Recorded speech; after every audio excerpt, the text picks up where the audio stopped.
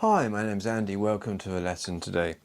In this lesson I want to talk about bar chords and your first bar chord. If you've just started playing the guitar, you've probably learned lots of open chords, things like C, G, D and A minors and E minors and D minors. There's only so many open chords we have, and then at some point you'll need to tackle bar chords.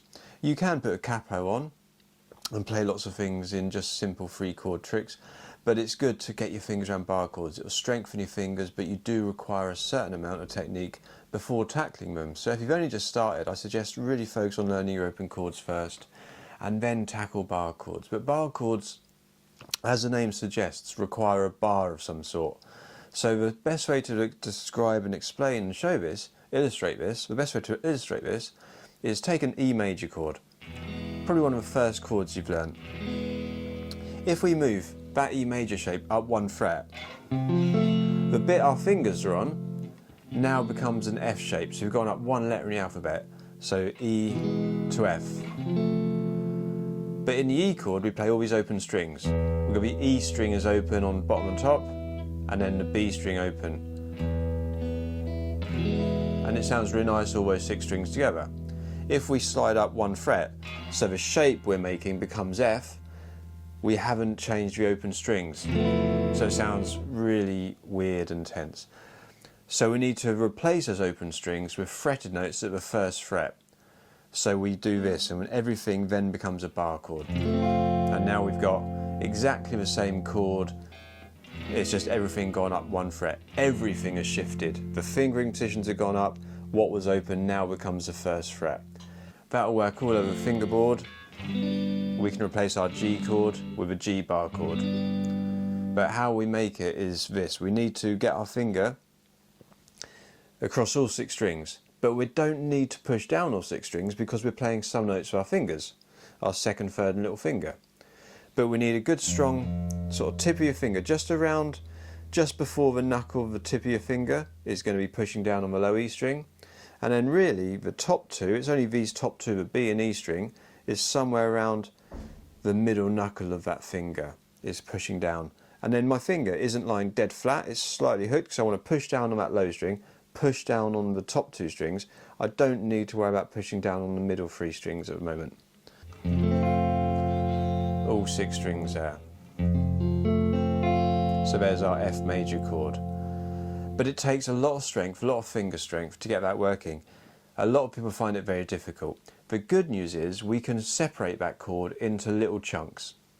So if we work from the top up, we have these notes, we're barring under this knuckle, but we can just use our finger to bar those 2, and then put our middle finger on the 2nd fret on the G string, and our 3rd finger on the D string. And then that is still an F major chord, and it's still a bar chord, it's just the higher part of it. We're missing out the bassier notes. Hendrix used to play this all the time, and he would put his thumb for the bass note and then hit those notes on top, and it sort of separates a little bit nicer because there's a bit less sort of mud and clutter down the bottom. But often we want the fuller sound of everything together.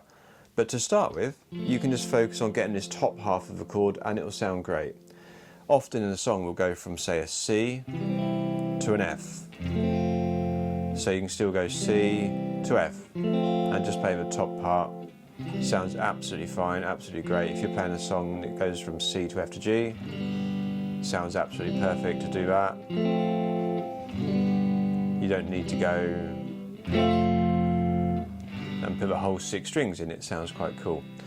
Practicing from C to F is very useful because we're kind of in the same sort of shape, but this finger stays the same, but then flattens out to bar the top 2. These 2 just go up a string each. And then we get this shape on top. So C, all on fingertips, we'll need high E string open, F, bar this 1st finger, and then play these 2 on top. So this one bars, and then these 2 above it on the G and D string. So 3rd finger D, 2nd finger G, 1st finger on the B and E, 3rd fret, 2nd fret, barring the 1st fret. So that comes up quite often, C to F. So does A minor to F. So A minor's that, 5 strings, F. Going into this chord shape. A minor, F as a whole 6-string bar chord, or A minor as the top 4 strings of a bar chord.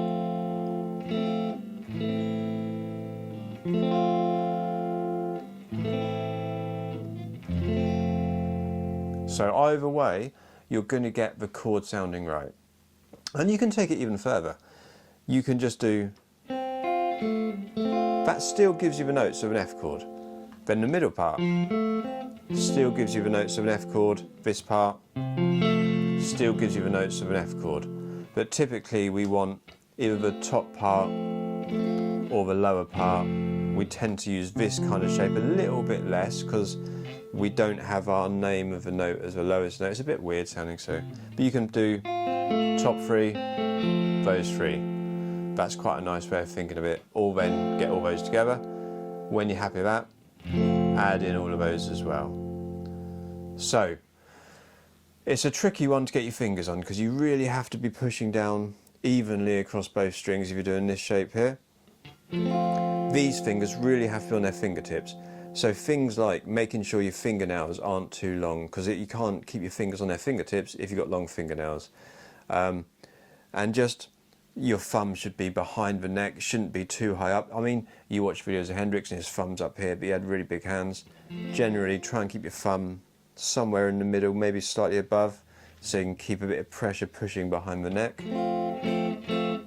And with your right hand, don't be too aggressive, just stroke the strings, make sure it comes out nice and cleanly. And with practice, it will take practice, obviously. That's what the guitar is about, you know, you sit down with it, you practice. And if you can do it, you don't need to practice it, move on to something else. You're playing if you're not practicing.